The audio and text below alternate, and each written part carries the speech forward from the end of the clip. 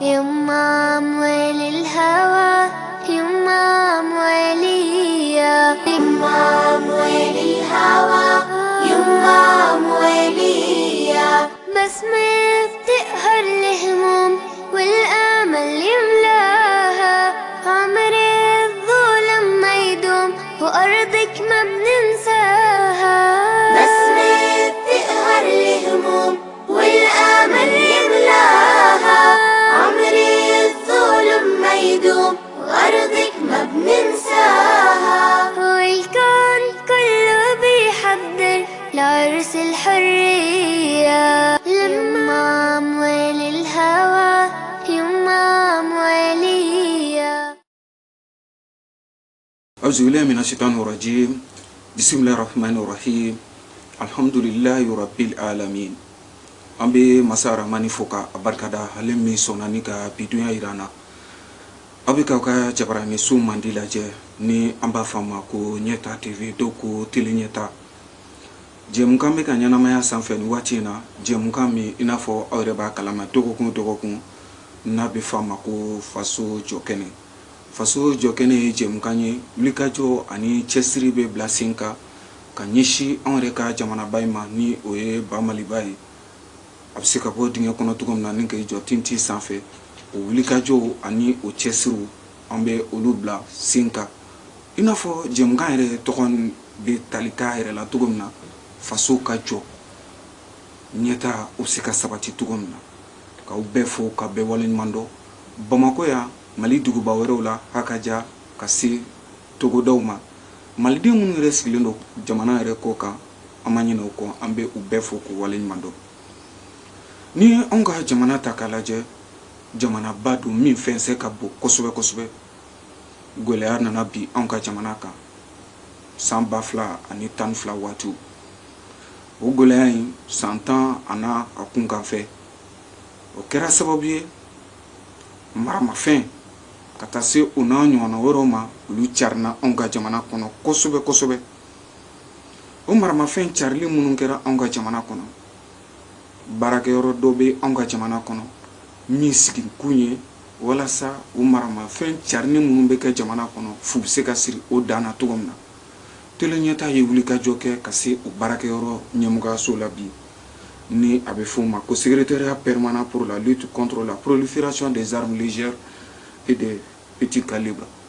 o ye cakɛbondaso in yɛrɛ tɔgɔ ye nansarakan na a ɲɛmɔgɔba b'an bolo kɔrɔ yan an ka wulikajɔ nana se ale ma n'o ye lieutenant colonel Adama Jara ani Adama Jara bɛna baro kɛ cakɛbondaso in yɛrɛ a ka ca bɛnbɛn mun ma wulikajɔ jumɛn ni wulikajɔ jumɛn bɛ kɛ a fɛ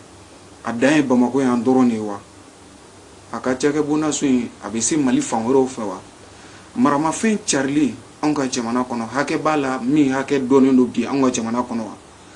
maramafɛn carili walima maramafɛn misɛnninw carili kɔlɔlɔ jumɛn bɛ se ka bɔ a la ka ɲɛsin jamana yɛrɛ ma ninnu bɛɛ lajɛlen na kɛ ɲininkali ye ka taa se fɛɛrɛ minnu bilalen do sen kan walasa ka se ka nin waleya in k'a kɛlɛ anw ka jamana kɔnɔ ninnu bɛɛ lajɛlen na kɛ baro ye an b'a jigiya k'a fɔ baro min nafa bɛna bonya kosɛbɛ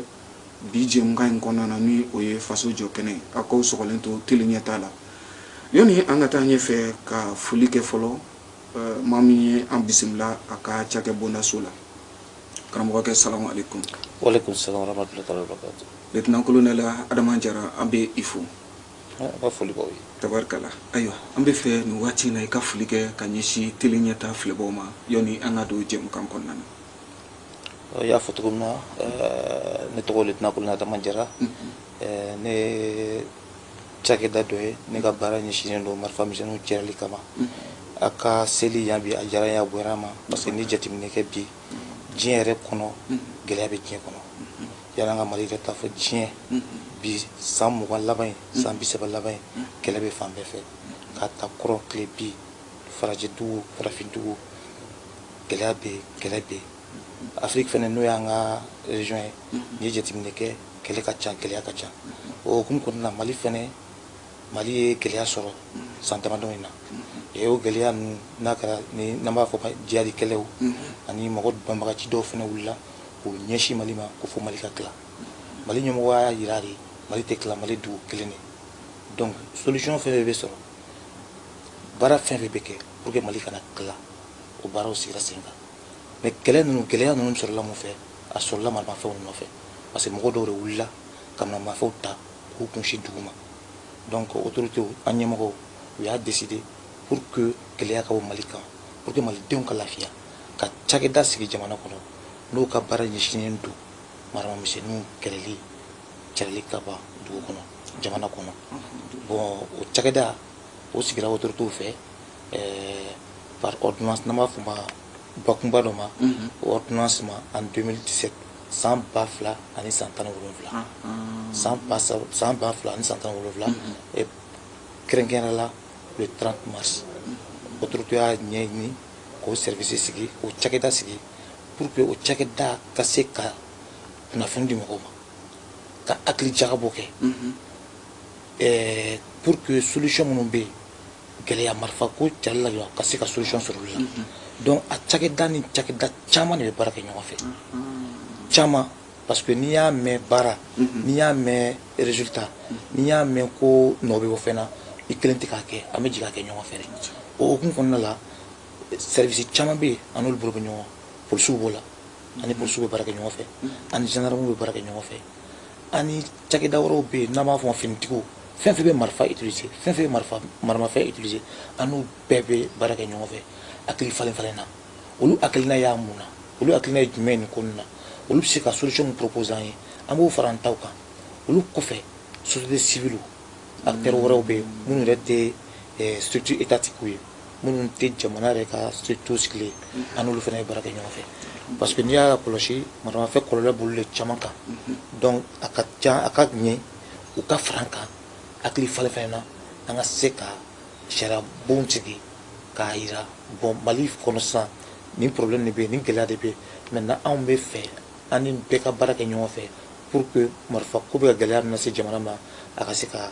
ban pewu pour que maliyɛnw ka lafiya maliyɛndenw ka lafiya mɔgɔw ka se u ka baaraw kɛ mɔgɔw ka se u ka taa ni segin kɛ nɔgɔya la lafiya kɔnɔna la ka sɔrɔ a ma kɛ ni kɔlɔlɔ ye a ma kɛ ni mankan ye donc an ka baara ɲɛsinnen don olu de ma cakɛbondaso in ni an ko a ma secrétariat permanent bakurubalen na SPCNLP i bɔra sisan a bilara sen kan waati mun na k'i da don la e y'a ɲɛmɔgɔ jelina ye n'i y'a jateminɛ baarakɛyɔrɔ in créera a sigira sen kan depuis 96 ne y'a directeur naaninan de ye ne ye mɔgɔ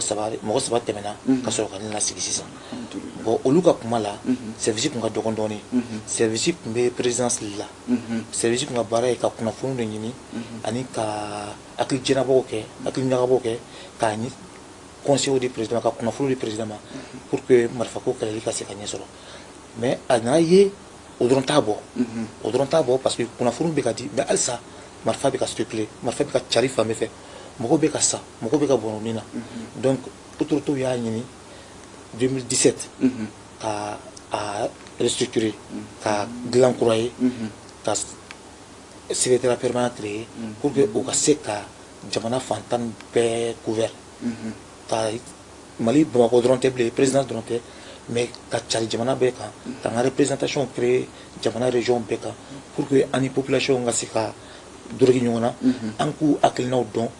an ka se ka u protéger ka dɛmɛ d'u ma pour que u ka bɔ marifako la ka mali basigi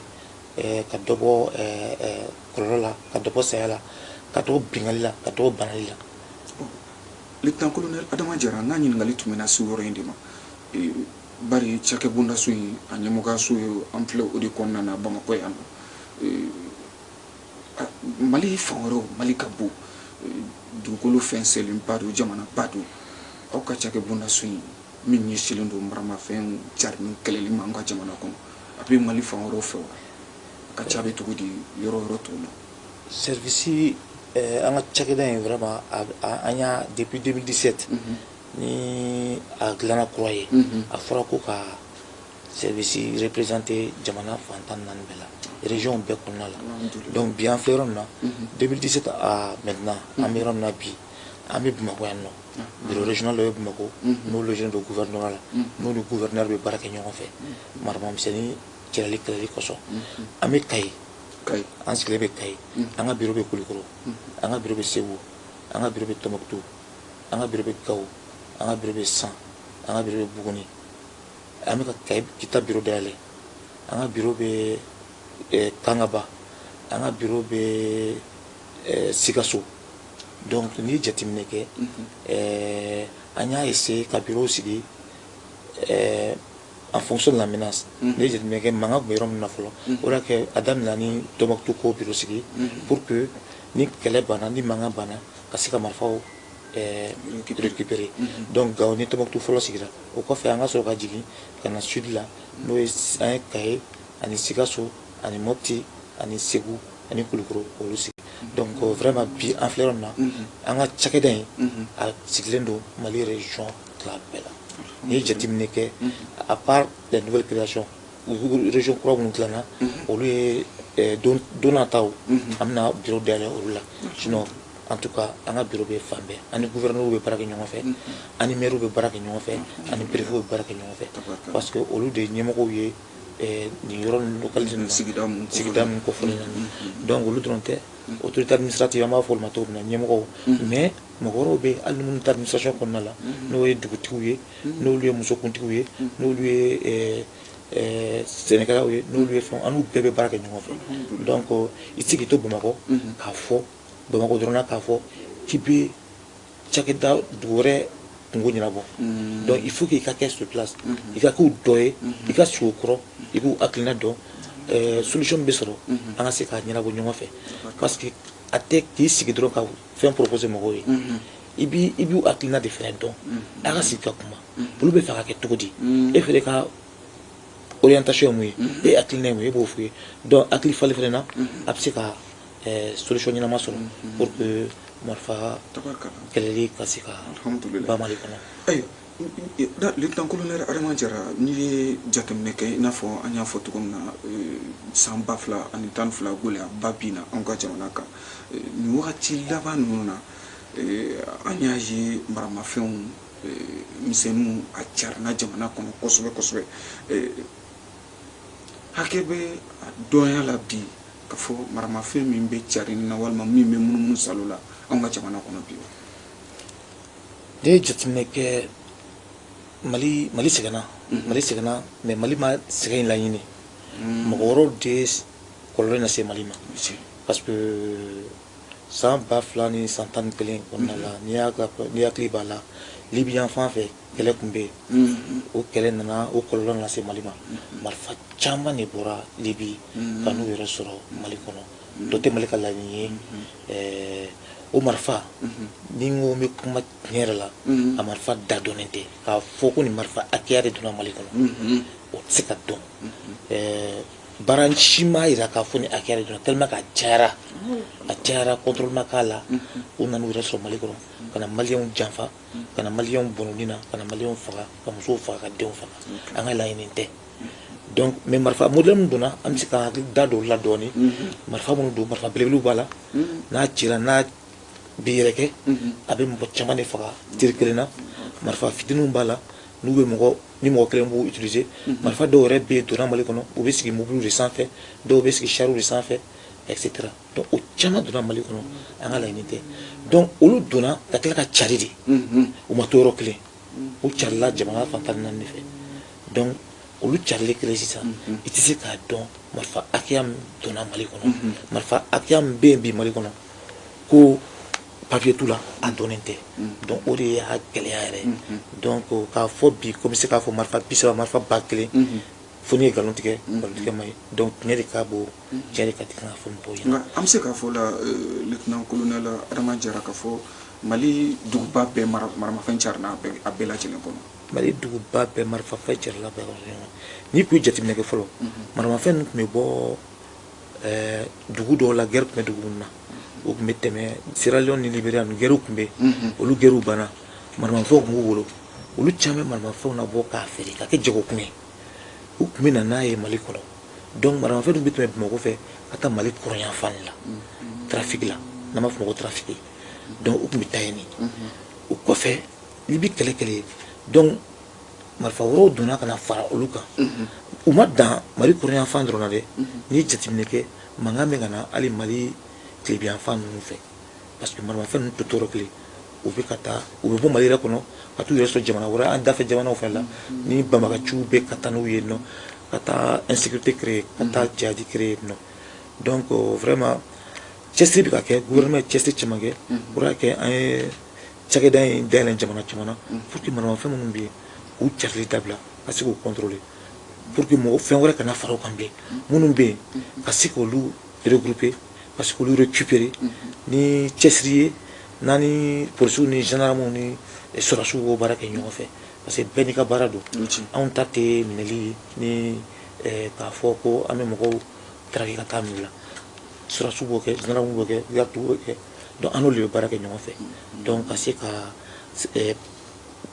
hakilina sigi k'a fɔ an bɛ fɛ baara ka kɛ tan an k'an bolo di ɲɔgɔn ma donc olu b'u ka baara kɛ u ka procédure b'u bolo anw fɛnɛ ka baara bɛ an ka procédure mais a bɛɛ finalité ye mun ye a bɛɛ bɛ taa ban ka jamanadenw lakana ka jamanadenw permettre u ka se ka t'u ka ciw la u ka se ka t'u ka sugutaga la u ka se k'u ka activités kɛ cogo min diya mali kɔnɔ. alhamdulillah nka maramafɛn misɛnninw carini jamana kɔnɔ ka dɔ fara hakɛ kan su fara tile kan sanga ni waati bɛɛ lajɛlen ni waati laban ninnu na an ka jamana kɔnɔ ɲɛfɔcogo jumɛn bɛ se ka sɔrɔ o la lieutenant colonel Adama Jara a bɛ ka caya dɛ a dɔ bɛ ka fara hakɛ de kɔni ka kan. bon ni kɔni ye jateminɛ kɛ san 2000 ni san 17 kɔnɔ ka na bi la a kan tɛ dɔn mɛ caman minɛra camanba minɛra marifa misɛnnin yɛrɛ kɔlɔlɔ bɛ ka dumuni dɔɔnin parce que mali ye sariya ba dɔ ta en 2021 san 2021 n'an b'a fɔ o ma ko loi 028 o taara CNT kɔnɔna la o ye sariya min ye o y'a interdit marifa an b'a fɔ o ma ko pistolet o dilanni ka kɛ an ka jamana kɔnɔ parce que bingali caman bɛ kɛ ni pistolet ninnu ye an ka dugubaw kɔnɔ u bɛ bin mɔgɔw kan ka botigiw dakari ka motow minɛ mɔgɔ la n'i ye jateminɛ kɛ nin san laban ninnu na polisiw ka siège n'u ka gendarmew ka baara kɔnɔna la dɔ bɛ ka bɔ minɛta la parce que dɔ bɔra dilanni na minnu bɛ circulation na déjà olu bɛ ka caman minɛ an b'u fo u ka baara la an b'u waleɲuman dɔn u ka baara la parce que a bɛɛ kun ye mun ye malidenw ka se ka lakana mali ka se ka basigi 2017 caman kun bɛ minɛ ni ala kɔlɔsi i bɛ se ka kalo 2 de kɛ kalo 3 i t'a mɛn ko marifa minɛra yɛrɛ donc caman de bɛ ka bɔ marifa misɛnninw kɔnɔna la an ka dugubaw kɔnɔna la n ma kɛlɛkɛyɔrɔw fɔ ne y'a fɔra ko kɔrɔnyanfan ninnu na halisa marifaw bɛ yen nɔ mais duguba kɔnɔna ninnu na sisan caman polisiw ni gendarmew ka cɛsiri la camanba de bɛ ka bɔ a la parce que tuma bɛɛ an bɛ compte rendu sɔrɔ an ka bureau bɛ baara kɛ ɲɔgɔn fɛ parce que u bolo bɛ ɲɔgɔn bolo n'o yɛrɛ ɲininkali kɛ k'a fɔ an n'u bɛ contact la permanemment an n'u bɛ réunion kɛ polisiw gendarmew an bɛ t'u fɛ yen k'a lajɛ est ce que marifa dɔw minɛra bi marifa dɔw minɛra kunun marifa dɔw minɛ semaine passée donc lakana bonda so minnu commissariat minnu bɛ Bamakɔ yan hali tribunal an bɛ taa yen bɛɛ la donc olu kɔnɔna la n'an y'olu données ramasser sisan an bɛ k'a ye vraiment marifa minɛli bɛ ka diminuer o kɔrɔ ye mun ye dɔ bɛ ka bɔ bingali la dɔ bɛ ka bɔ banditisme na mɔgɔw bɛ ka se ka basigi dɔɔnin voilà donc mais baara bɛ kɛ nin bɛɛ de finitigiw dɔrɔn tɛ o parce que hali civil b'a la k'a jira nin yɔrɔ ye bingali bɛ ka kɛ yan a bɛ se k'a permettre finitigiw bɛ se ka taa ka contrôle accentué ka taa contrôle banba yɔrɔ ninnu kan o la n'o kɛra bɛɛ de bɛ lakana tɛ mɔgɔ kelen ka baara ye lakana ye jɛkulu bɛɛ de ye cakɛda bɛɛ de kan k'i fara ɲɔgɔn kan pour que ka se ka lakana kɛ. ayiwa lieutenant colonel Adama Jara i n'a fɔ jɛmukan daminɛna an y'a fɔ cogo min na i bɛ ɲɛmɔgɔya la ɲɛmɔgɔya so min bɛ yen nɔ min ɲɛsinnen don maramafɛn misɛnninw carini jamana kɔnɔ f'u bɛ se ka siri o dan na cogo min na nka maramafɛn misɛnninw carini jamana kɔnɔ bɛɛ lajɛlen ni maramafɛn misɛnninw ka kɛ a ka kɛ duw kɔnɔ a ka carin jamana kɔnɔ walima an bɛ se k'a fɔ bɛɛ kelen-kelenna ka dɔ sɔrɔ a la kɔlɔlɔ jumɛn bɛ se ka b'o la ka ɲɛsin jamana ma ala ka ja ka ɲɛsin jamana yɛrɛ ka lakanako ma nka ni ala sɔnna ma o jaabi baro tako 2nan na an bɛ segin ka na ni jɛmukan kelen kɔnɔna na mankutu kɔfɛ walasa an ka se ka na an nɛn don kɔlɔlɔ min bɛ se ka bɔ maramafɛnmisɛnninw carinni na jamana kɔnɔna na a k'an sɔnni. يما أموال الهوى يما أموالية يما أموال الهوى يما أموالية بسمة بتقهر الهموم والآمل يملاها عمري الظلم ما يدوم وأرضك ما بننساها بسمة بتقهر الهموم والآمل يملاها عمري الظلم ما يدوم وأرضك ما بننساها والكون كله بيحضر لعرس الحرية يما أموال الهوى يما أموالية. Foli ani waleɲuman dɔ k'o lase aw kelen-kelenna bɛɛ lajɛlen ma ni waati in na a bɛ k'aw ka jɛmukan filɛ i n'a fɔ an y'a fɔ ɲɛna cogo min na jɛmukan in daminɛ na faso jɔkɛnɛ jɛmukan a ye wulikajɔ kɛ ka na ɲɛmɔgɔyaso la bi anw ka jamana kɔnɔna na kɛrɛnkɛrɛnnenya la Bamakɔ yan nɔ ɲɛmɔgɔyaso min ka baara ɲɛsinnen don maramafɛnmisɛnninw a carinili la anw ka jamana kɔnɔ fu bɛ se ka siri o dan na cogo min na baro in hakili la a bɛ ka faamuyali sɔrɔ a la kabiri jɛmukan yɛrɛ daminɛ na i n'a fɔ an da nana don cakɛ bondaso yɛrɛ ka ca ɲɛsin bɛ mun ma ni jɛkulu walima ni cakɛ bondaso yɔrɔ jumɛn bolo bɛ di ɲɔgɔn ma ni ka baara ɲɔgɔnya ninnu bila sen kan da nana don ninnu bɛɛ lajɛlen na ka taa se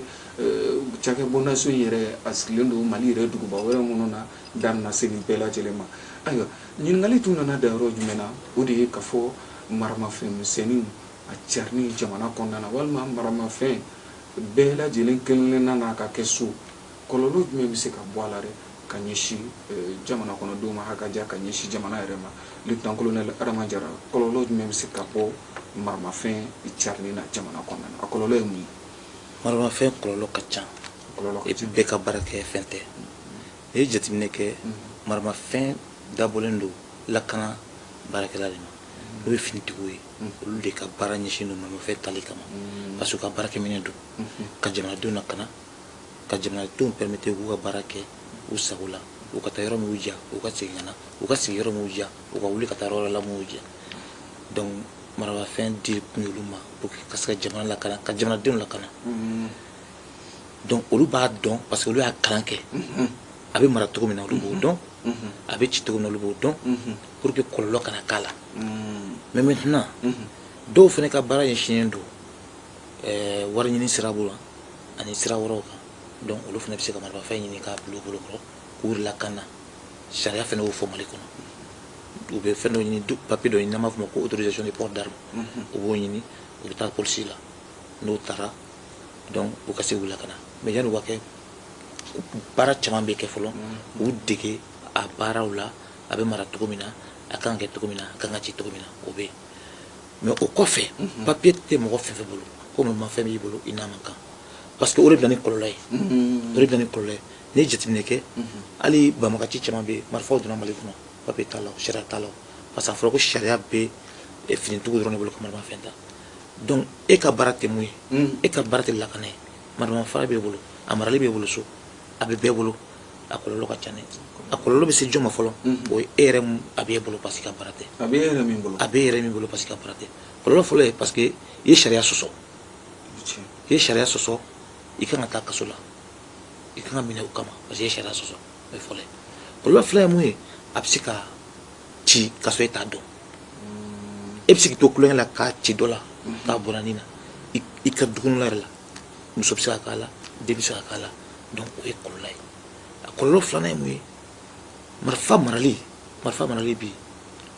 a bɛ funɛ de caya parce que ni marifa b'i bolo i dalen don i yɛrɛ la kojugu bingali bɛ caya viol bɛ caya ka bin musow kan ka bin mɔgɔw kan k'u ka minɛnw minɛ u la n'i ye jateminɛ kɛ a bɛ na ni fɛn fɔlɔ ye mɔgɔw tɛ sigi u sigida la bilen parce que bɛɛ bɛ boli parce que ni lakana tɛ yɔrɔ fɛn fɛn i bɛ taa dɛ donc n'an y'a lakɔlɔsi caman bolila ka b'u ka sigidaw n'u ka bondaw la ka taa yɔrɔ wɛrɛ la parce que lakana tɛ yen bon maramafɛn kɔlɔlɔ dɔ fana filɛ donc kɔlɔlɔba b'a la ka ɲɛsin jamana ma ani jamana kɔnɔdenw yɛrɛ bɛɛ lajɛlen mɔgɔw tɛ se k'u ka feere kɛ bilen mɔgɔw tɛ se ka sɛnɛ kɛ bilen sɛnɛ jɔra feerew jɔra parce que i mana taa feere la u ka baganw bɛ minɛ u la o fo yɛrɛ dun t'a minɛ u la maramafɛn kɔ donc a bɛ na ni fanta ye a bɛ na ni kɔlɔlɔ ye jamana kɔnɔ donc ni jamana kɔnɔla la basigi tɛ yen ko maramafɛn nana ka basigi bɔ yen o y'a kɔlɔlɔ belebele jamana ɲɛtaa bɛ sumaya ni jamana ɲɛtaa sumayara o tɛna ni foyi ye jamanadenw ka sɛgɛn kɔ jamanadenw ka lafiyabaliya kɔ donc denmisɛnninw yɛrɛ bi dɔw yɛrɛ tɛ taa kalanso la bilen parce que maramafɛntigiw kɛlen don k'u sigi u da la olu bɛ fɛ ka kɛ cogo min na alors que mara sariya t'o ye ni marifa t'u bolo o tɛ se k'o kɛ o donc o y'a kɔlɔlɔ dɔ ye donc a bɛ a laɲini ye mun ye vraiment marifa kɔlɔlɔ ka ca i y'a mɛn jamana yɛrɛ fɛn caman bɛ yen sariya b'u ka sigi jamana kɔnɔ n'i y'a mɛn yɔrɔ dɔw bɛ yen marifatigiw nana ka na sigi yen nɔ donc mɔgɔw tɛ taa ekɔli la mɔgɔw tɛ taa sugu la mɔgɔw yɛrɛ tɛ se ka hali u ka sɛnɛ n'u ka bagan mara kɛ bingali bɛ ka k'u kan donc sariya yɛrɛ bon yɛrɛ sigilen tɛ a yɔrɔ ninnu na généralement donc i bɛ n'i sɔrɔ mun na désordre de bɛ créer ni désordre kɛra kɔlɔlɔ bɛ yɛlɛ bɛɛ fɛ fantanya bɛ mɔgɔw la balo tɛ mɔgɔw bolo donc o gouvernement bɛ obligé sisan ka solution sɔrɔ o la anw bɛɛ de bɛ fara ɲɔgɔn kan an ka se ka solution sɔrɔ pour que jamanadenw ka lakana donc maramafɛn vraiment a kɔlɔlɔ ka bon saya yɛrɛ ka bɔ a la mais kɔlɔlɔw bɛ yen a ka jugu mɔgɔ ma mɛ a bɛ jamana segin kɔ quoi. nka lieutenant colonel Adama Jara ni kɔlɔlɔ juguba ninnu ɲɛfɔli maaw ɲɛna bi maa minnu bɛ ka kelen ɲɛtaa filɛ nin waati in na nka fɛɛrɛ b'o bolo walima bɛ to ka waleyaw bila sen kan ka to ka nin kɔlɔlɔ ninnu ɲɛfɔ jamana kɔnɔdenw ye wa bari n'i ye nin kɔlɔlɔ dɔn a ka ca la e yɛrɛ tɛ ɲɛ bɔ maramafɛn fɛ k'a fɔ i b'a mara i ka so kɔnɔ nin kunnafoni ninnu walima ni kunnafonidilaw baara kɛ ɲɔgɔn fɛ walima société civile i n'a fɔ ka se ka nin cari ka kɔlɔlɔ ɲɛfɔ ka kasara ɲɛfɔ jamana kɔnɔdenw ye. An ka baara yɛrɛ fanba ɲɛsinnen don n'an b'a fɔ o ma ko sensibilisation ka kunnafoni di mɔgɔw ma marafako kɔlɔlɔ la ka kunnafoni di mɔgɔw ma parce que sariya ba de bɛ Mali kɔnɔ yan nɔ o sariya votera en 2021 o sariya kɔnɔna la an bɛ mɔgɔw kunnafoniya société civile dɔrɔn tɛ hali sɔrɔsiw an b'u kunnafoniya k'a ɲɛfɔ ye n'i ye jateminɛ kɛ salon nasini salon ani ɲinan formation tun bɛ fan o fan sɔrɔsiw tun bɛ kalan na fan o fan an sera ninnu bɛɛ la ka taa sariya ɲɛfɔ ɲɛna hali n'i kɛra tinitigi ye sariya de bɛ yen marifa kan ka mara cogo min na marifa kan ka bila cogo min na pour que anw yɛrɛ ka marifa so ninnu bɛ cogo min na marifaw kana se ka b'u kɔnɔ ka t'u yɛrɛ sɔrɔ mɔgɔ wɛrɛ bolo parce que fanga fɛnɛ sariya an ka marifaw sow bɛ yen nɔ n'i tɛ baara la marifa kan ka garder olu la n'aw bɛ taa mission la marifaw bɛ labɔ k'a jira mɔgɔw la marifa tɛ kulonkɛ fɛn ye finitigiw yɛrɛ minnu ka baara ɲɛsinnen don ma dɛ an bɛ t'u kunnafoniya k'a ɲɛf'u ɲɛna k'u to ekɔli la k'u to centre kɔnɔna la an bɛ s'u ma hali sinikɛnɛ an ka mission dɔ bɛ taa Banankɔrɔ école des sous-officiers la ka taa sariya ɲɛf'u ɲɛna ani marifa kan ka taa condition min na marifa kan ka mara cogo min na k'a bɛɛ ɲɛf'u ɲɛna parce que olu ka baara ɲɛsinnen don ma a b'u ka baara sinsin pour que dɔ ka bɔ marifa suɲɛ la an yɛrɛ ka marifa so kɔnɔna la k'a fɔ faso wɔɔrɔ de don a donna la pour que ka fasodenw de kana a ma don a la pour que ka fasodenw kɛlɛ pour que ka fasodenw bɔrɔ nin na donc o bɔra la an bɛ se société civile mɔgɔw ma an n'u bɛ baara kɛ an bɛ sensibilisation d'olu yɛrɛ de ma olu ka se ka jamanadenw kunnafoniya olu la journalistes b'a la an n'u bɛ to ka ɲɔgɔn ye an bɛ to ka réunion kɛ ɲɔgɔn fɛ jeunes denmisɛnninw olu ka cɛkulu n'an b'a fɔ o ma conseil national de jeunesse an n'u bɛ baara kɛ ɲɔgɔn fɛ muso jɛkulu an n'u bɛ baara kɛ ɲɔgɔn fɛ parce que bɛɛ ni hakilina de don ani autorités religieuses an n'u bɛ baara kɛ ɲɔgɔn fɛ n'an b'a fɔ silamɛw ni chrétiens ni fɛn fɛn religion mɔgɔw ye an n'u bɛ baara kɛ u ka se k'an dɛmɛ ka se ka kunnafoni di marifa kɔlɔlɔ ye mun ye k'a ɲɛfɔ mɔgɔw ɲɛna marifa ye baarakɛfɛn de ye marifa tɛ ta ten tɔ pour que ka mɔgɔw bɔrɔ nin na donc sigidaw la mɔgɔ dɔw bɛ yen olu lamɛnlen don an bɛ se olu bɛɛ ma olu ka kuma denmisɛnninw fɛ parce que n'i y'a jateminɛ denmisɛnnin kunda de maramafɛn tali ka ca denmisɛnnin kunda san tan naani ka na fo san 35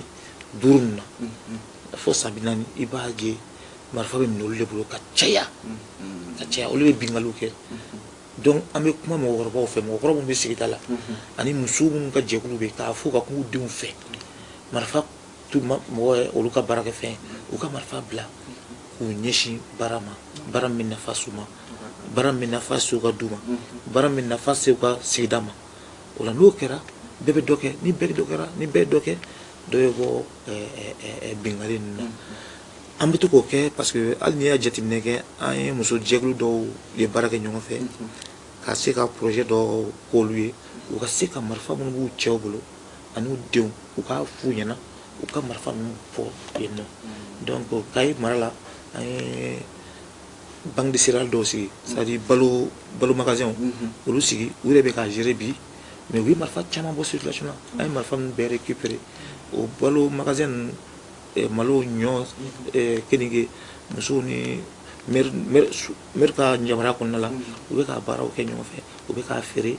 bon pour dire que ni an m'an basé olu de kan société civile mɔgɔw kan u ka kunnafoni di mɔgɔw ma hali n'u y'a mɛn ko denmisɛnninw bɛ nin baara la u b'an ka bureau ninnu alerter k'a ɲɛf'u ɲɛna a y'a janto nin bɛ ka kɛ an fɛ marifa bɛ ka don an fɛ o b'a permettre an fana bɛ taa kunnafoni d'u ma u n'u hakiliw yira ɲɔgɔn na aw bɛ mun na a y'a dabila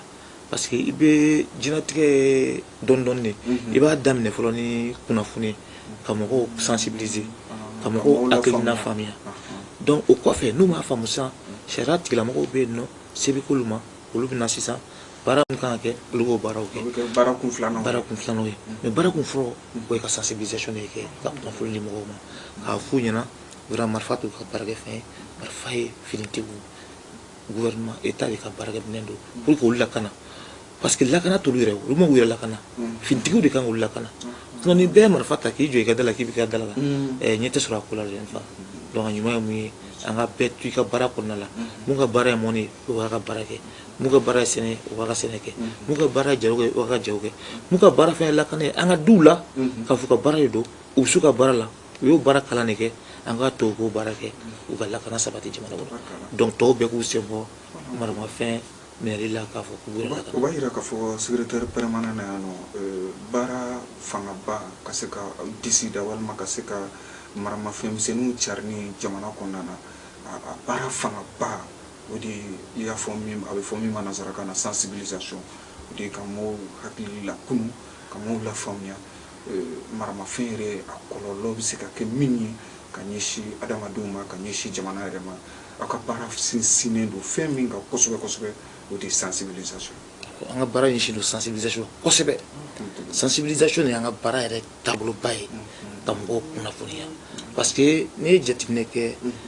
sariyaw bɛ yen mais mɔgɔ caman ye Mali kɔnɔ u tɛ sariyaw dɔn donc a ɲuman ye mun ye an ka wuli ka mɔgɔw kunnafoniya ka mɔgɔw hakili dayɛlɛ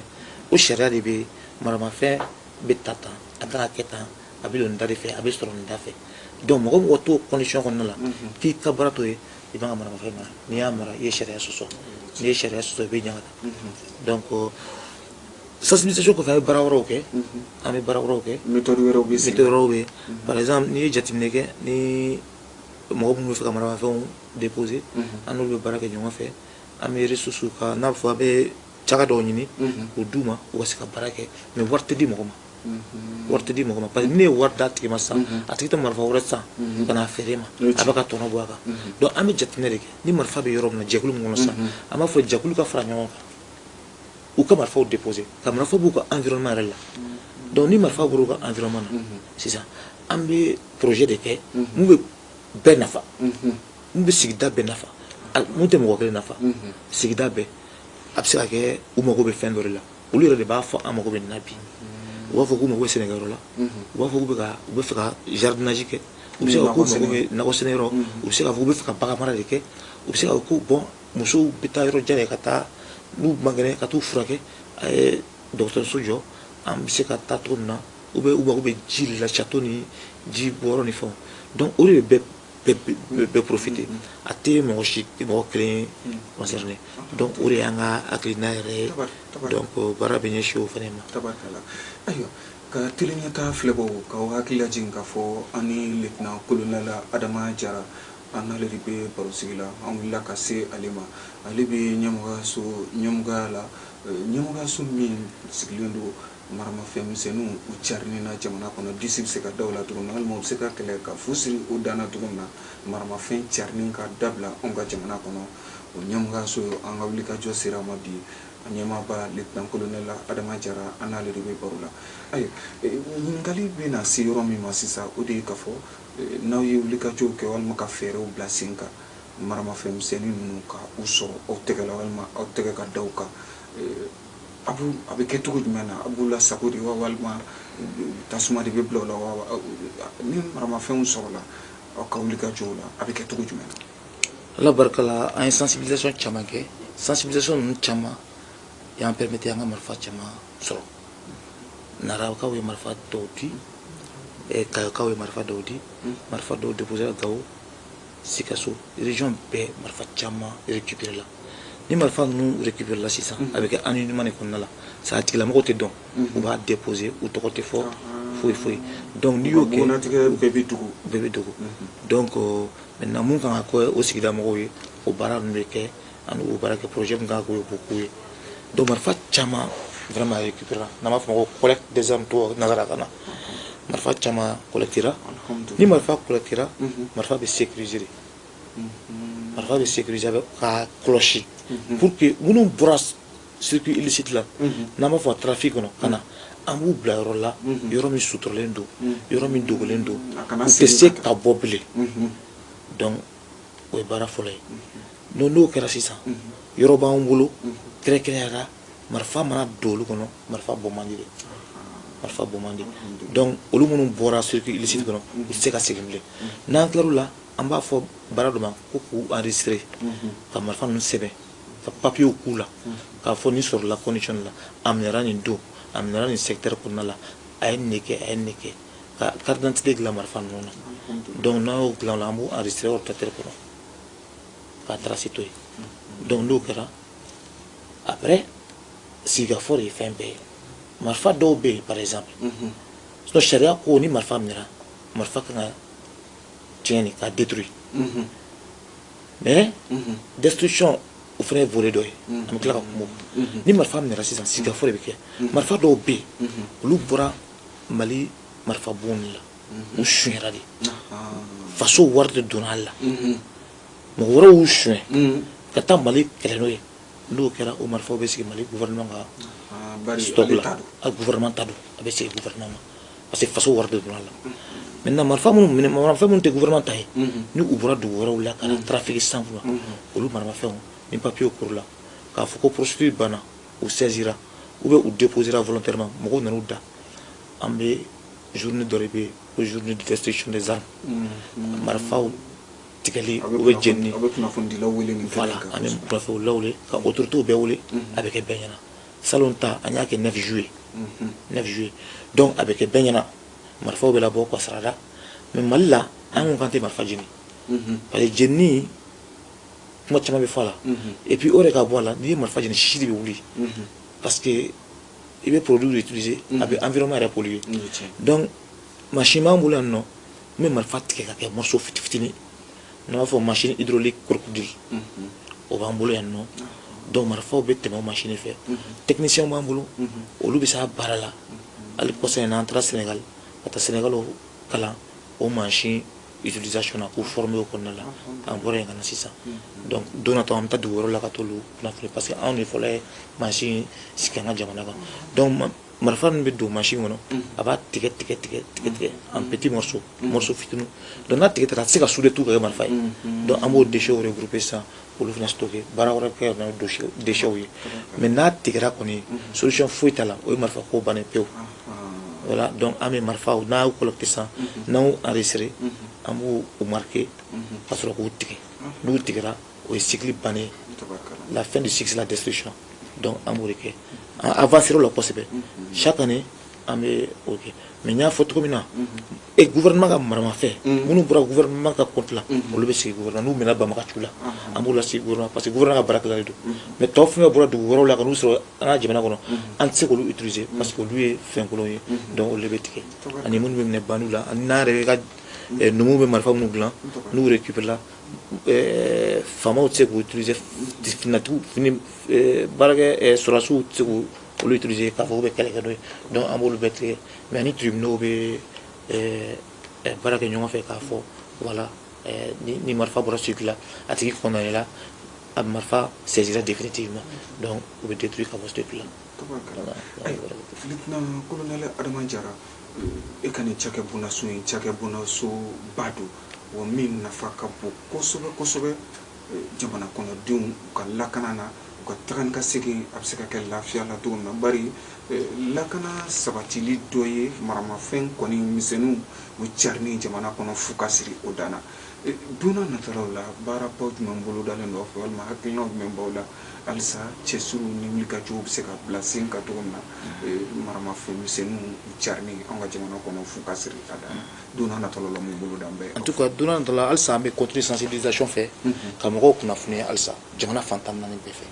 jamana fantan naani bɛɛ fɛ donc o baaraw bɛ sen na halisa o baaraw tɛ jɔ quoi parce que o yɛrɛ y'an ka baara bakuruba ye donc sensibilisation kɔfɛ an bɛna continuer ka bureau dayɛlɛ région kura minnu créer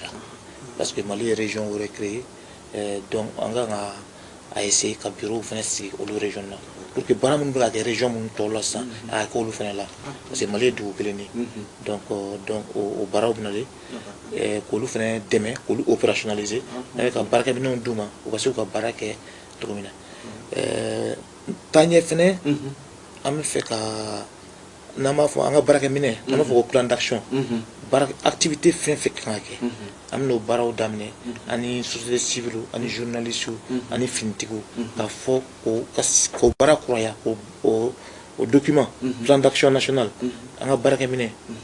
notre référence de travail k'o actualiser parce que chaque 5 ans o bɛ élaborer an y'a évaluation ka ban ni ne ɲana kɔnɔ nin ma ɲɛ nin kan ka falen nin man ka falen donc nin kan ka fara kan nin man ka fara kan donc o baaraw bɛna sigi sen kan o baaraw bɛna boloda donc n'o kɛra bɛɛ bɛ hakilina de fɔ o hakilinaw bɛɛ bɛ don document in kɔnɔ donc pour que baara ka kɛ se ka wɛrɛ donc don n'a nataw la o baaraw fana bɛ yen n'i ye jateminɛ kɛ fana fɛn kura dɔw nalen don Mali kɔnɔ sisan n'an b'a fɔ o ma ko mine engin explosif improvisé donc an bɛ ka kunnafoniw ɲini o kan mugu foronto mun bɛ don dugu jukɔrɔ mun bɛ camion exploser ka charrue exploser ka voilà donc an bɛ hakili jagabɔ o la ka se ka mɔgɔw population kunnafoniya o fana la marifamisɛnnin bɛ yen mais kɛrɛfɛ fɛn wɛrɛ bɛ ka kojugubaw kɛ mun ka jugu ni marifamisɛnninw yɛrɛ n'an b'a fɔ o ma ko mugu mun bɛ dugu jukɔrɔ mine antipersonnel ninnu ni engin improvisé ninnu ka se ka solution fɛɛrɛ sɔrɔ olu la fana ka mɔgɔw kunnafoniya ka mɔgɔw sensibiliser n'i ye nin ye i man ka maga la i bɛ finitigiw de wele olu ka baara don donc o baaraw fana bolo dalen don donc don nataw la an ka baara bɛna ɲɛsin o fɛn caman ninnu ma. O b'a yira k'a fɔ baarabaw bolo dalen don don n'a nataw la nin ɲɛmɔgɔyaso in fɛ an bɛ dugawu kɛ ala ka ani sababa bɛ a baaraw la lieutenant colonel Adama Jara an bɛ se k'a fɔ baro sera a kuncɛli yɔrɔ la min ma ko k'e ka kɔrɔfɔ laban walima welelema kan da ka ɲɛsin malidenw yɛrɛ kelen-kelenna bɛɛ lajɛlen ma nin waati in na ani ka folikanw i bɛ se ka mun sɔrɔ ka fɔ. Foli bɛ président de la transition ani gouvernement mɔgɔw bɛɛ parce que u bɛ k'an dɛmɛ an ka baara la parce que hali kɔsa in na ministère ye mobile d'an ma ani moto d'an ma pour que an ka se ka baara kɛ ministère de la sécurité donc o y'an permettre an ka se ka taa yɔrɔ caman na degun t'a la bi mobile b'an bolo moto b'an bolo an ka mɔgɔw bɛ se ka agents bɛ se ka déplacer ka taa donc o ye belebelew ye vraiment et puis k'an dɛmɛ an ka bureau fana dayɛlɛ gouverneur b'an dɛmɛ donc foli bɛ gouvernement ni autorités bɛɛ ye par rapport à ça donc ani partenaires fana dɔw b'an bolo société civile mɔgɔw an n'u bɛ baara kɛ ɲɔgɔn fɛ o bɛ kunnafoni lase journalistes b'o la vraiment aw bɛɛ lajɛlen caya ka baara la donc halisa an tɛ sɛgɛn ka wele bila aw ma n'an bɛ se k'an bolo fara ɲɔgɔn kan toujours an ka se ka marifamisɛnnin kɛlɛli bɔ Mali kɔnɔ ka Mali ɲɛsigi ka Mali taa ɲɛ pour que maliyɛnw denw ka se ka lafiya donc o ye foli kɛ mais wele min bɛ ne bolo o ye sigiyɔrɔma 3 ye sigiyɔrɔma fɔlɔ o ye somɔgɔw yɛrɛ ye n'an b'a fɔ o ma ko parents duw kɔnɔ dutigiw denmansaw dutigiw bɛɛ k'i jɔ i jɔyɔrɔ la bɛɛ k'i jɔ i jɔyɔrɔ la parce que maramafɛn kɔlɔlɔ ka bon n'i ye fɛn i ka du kɔnɔ k'a n'a man kan i k'a yira i den na i k'a yira i dɔgɔnin na i k'a yira i muso la i k'a yira i cɛ la ko nin t'an ka dugu taabolo ye nin fɛn in b'i bolo i ka baara tɛ cɛkada dɔ bɛ yen nɔ minnu sigilen don a kama nin fɛn in na bɔ i ka taa d'olu ma donc ka wele bila dutigiw ma dudenw ma maramafɛn bɛ minnu bolo n'u ka baara ɲɛsinna ni papier t'a la u ka se an ka cakɛda ma n'an b'a fɔ o ma ko secrétariat permanent de lutte contre les armes légères an ka bureau bɛ région bɛɛ la an ka bureau bɛ commune bɛɛ la u ka se nin cakɛdaw ma ka taa nin fɛnw bila uyɔ tɛ kɛlɛ tɛ mɔgɔ ta kaso la i ka taa bila anonymat kɔnɔna la i ma dɔn ka ci an bɛ wele filanan bɛ bila an ka sigida ɲɛmɔgɔw ma sigida ɲɛmɔgɔw u fana jɔyɔrɔ ka bon kosɛbɛ parce que sigida la ɲɛmɔgɔ de b'a bɛɛ la u ka kuma u ka sigidenw fɛ uka kumbu ka dudenw fɛ uka kumbu ka kabila mɔgɔw fɛ marifa ko gɛlɛya kama parce que Mali bɛ gɛlɛya la marifa ko de ye Mali gɛlɛya yɛrɛ sinsin donc n'an bɛ fɛ an ka bɔ gɛlɛya kɔnɔna la n'an bɛ fɛ an ka ɲɛta sɔrɔ an ka basi sɔrɔ vraiment u k'a f'u ka mɔgɔw ye marifa ye fɛn fɛn papier ta la u ka bɔ n'u ye ka n'a bila sigida kɔfɛ in na sabanan o ye autorité yɛrɛ ye autorité Mali autorité vraiment u ka continuer k'an dɛmɛ an ka baara la an k'an bolo di ɲɔgɔn ma ani polisiw ani gendarmew an ka baara ka ɲi mais ka dɔ fara halisa sinsin kan ka dɔ fara transparence kan n'an b'a fɔ o ma kunnafoni an ka to ka kuma ɲɔgɔn ye donc n'o kɛra ko bɛɛ bolo bɛ ɲɔgɔn bolo ni bɛɛ bolo dira ɲɔgɔn ma a ka ca ala fɛ baara bɛ ɲɛ parce que mɔgɔ kelen tɛna baara kɛ bɛɛ de b'a kɛ donc o welekan de bɛ ne bolo k'a lase bɛɛ lajɛlen ma marifa ko kɛlɛli la. Alhamdulillah. Ayiwa an bɛ foli lase i yɛrɛ ma lieutenant colonel Adama Jara e min sɔnna ka an bisimila bi i ka ɲɛmɔgɔyaso kɔnɔ yan bi ani ka se ka barosigi kɛ bari barosigi min kɛra bi a nafa bɛna bonya kosɛbɛ kosɛbɛ maliden kelen-kelenna bɛɛ lajɛlen a ka ja hali anw yɛrɛ kunnafonidilaw a ka dɔn ɲɛmɔgɔyaso dɔ bɛ anw ka jamana kɔnɔ min ka cɛsiri bɛnbɛn nin baara ba in ma o cogo kelen na maramafɛn marali so kɔnɔna na kɔlɔlɔ min b'a la ɲɛfɔliw caman kɛra a la an b'a jigiya ka fɔ faamuyaliw bɛna kɛ nin masala in na kosɛbɛ kosɛbɛ wa ni bɛna kɛ an ka baro laban ye tuma ni tuma ka wuli ka jɔ kɛ ka na s'i ma ani ka baro sigi kɛ faamuyali ka di malidenw ma halisa hakiliw ka kunu kɔlɔlɔ min bɛ se ka ye maramafɛn marali la an bolo an ka duw kɔnɔ walasa fu bɛ se ka siri o danna cogo min na o welekan ninnu fana an b'a jigiya ka fɔ u na mɛn den mansaw kelen-kelenna bɛɛ lajɛlen fɛ jamana marabaaw fɛ lakanabaaw n'antanw n'o ye société civile ye bɛɛ lajɛlen fɛ Adama Jara an bɛ i fo k'i waleɲuman dɔn i ka cakɛbɔnaso baarakɛlaw bɛɛ lajɛlen an b'u bɛɛ fo k'u bɛɛ waleɲuman dɔn i yɛrɛ ka maa min ɲɛsinnen don i ka kunnafoni ko baara ma ni ale yɛrɛ ye cɛsiriba bila sen kan walasa jɛmukan in bɛ se ka ɲɛnamaya cogo min na n'o yɛrɛ ye ne denmuso ye lieutenant Fatumata Jara an b'a fo ka waleɲuman dɔn a ka timinandiya la walasa jɛmukan in ka se ka ɲɛnamaya ka i yɛrɛ fo i ka bisimilali cogo ɲuman na cakɛbɔnaso in na ni ala sɔnna ma tele ɲɛta radio ɲɛta ni na to baara ɲɔgɔnya la ni n'a ɲɔgɔnna kunnafoni a ka se ka cari Mali yɛrɛ fantan naani bɛɛ lajɛlen na malidenw bɛ se ka lakana u bɛ se ka lakisi cogo min na u tanga maramafɛn misɛnninw carili a n'a kɔlɔlɔ an ka jamana kɔnɔna na ka i fo k'i waleɲuman dɔn nin bɛ dansigi kɛ aw ka bi jɛmukan na min ni an ka wulikajɔ sera ɲɛmɔgɔyaso ma min sigilen don anw ka jamana kɔnɔ ka ɲɛsin maramafɛn misɛnninw carili fu bɛ se ka siri u danna cogo min na o ɲɛmɔgɔyaso an bɛ aw bɛɛ fo k'aw bɛɛ waleɲuman dɔn ka ɲini masa Aramani fɛ basigi ni kolosuma ala ko sabati an ka jamana kɔnɔ ala ka dɔgɔkun wɛrɛ jɛmukanw jira an na min ye faso jakɛnɛ jɛmukan ye k'aw bɛɛ fo k'aw bɛɛ waleɲuman dɔn an b'a fɔ shukran. يما موالي الهوى يما موالية يما موالي الهوى يما موالية بسمة بتقهر الهموم والآمل يملاها عمر الظلم ما يدوم وأرضك ما بننساها بسمة بتقهر الهموم والآمل يملاها عمر الظلم ما يدوم وأرضك ما بننساها والكون كله بيحضر لعرس الحرية